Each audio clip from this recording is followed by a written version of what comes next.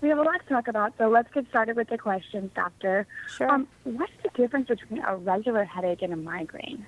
So a migraine headache is different from a regular headache based on the symptoms that you get with the pain itself. Usually migraine headaches are more moderate to severe in intensity. They come with light sound sensitivity, stomach upset. You really don't want to eat those crackers or the lunch that you brought with you. You'd rather kind of avoid food and be in a dark, quiet area. That's how you know. You want to be alone, you want to be in the dark. You more likely are having a migraine than just a regular headache. It's excruciatingly painful. How do doctors treat or even prevent migraines and chronic migraine? Yeah, so there's two ways to treat. The idea of prevention, to actually reduce the frequency of headache, stop the headache before it's happening. And then there's the idea of taking a medicine as needed, or an acute medication that you take at the start of symptoms itself. So there are two different ideas. When you're having frequent headaches or chronic migraines, that's when you're having headaches half the month, with at least 8 of those being migraine-like in nature. It's really important that you have a preventive medication on board so that you can reduce the frequency of the headaches that you're having. They're very common. About 3.2 million people in the US have chronic migraine, but 80% of people don't actually have the diagnosis. And that leads to a lot of suffering and a lot of people having more headache than they need to. Of course. So what is the difference between preventative and acute treatment?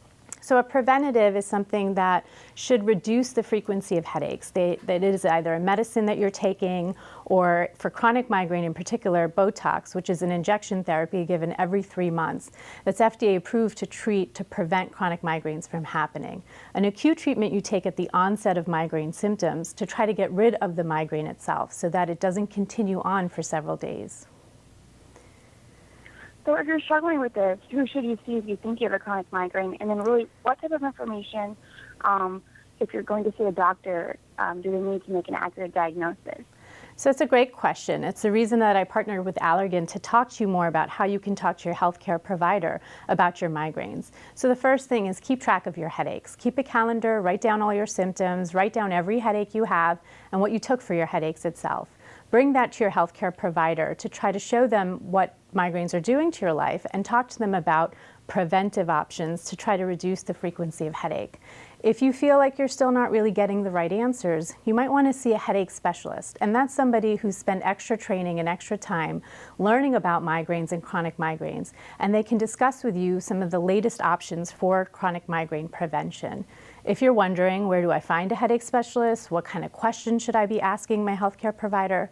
Go to the website, BotoxChronicMigraine.com, and it will give you information to bring back to your healthcare provider to help you stand up to your migraines. Well, doctor, thanks so much for explaining more information about this for those who might be suffering. Thanks so much. Thank you for having me today.